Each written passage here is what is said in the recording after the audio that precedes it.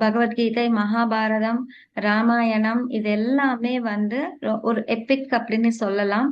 பகவத்கீதை வந்து ஒரு கோர்ட்ல இருந்து இதுல இருக்கட்டும், அந்த பகவத்கீதை மேல சத்தியம் பண்ணி இது பண்ணுவாங்க. ஏன்னா அத்தனை நியாய சாஸ்திரம் அப்படின்னா நீதி, தர்மம், நீதி எல்லாமே அதுல அவ்வளவு அழகா புரிய வச்சிருக்காங்க.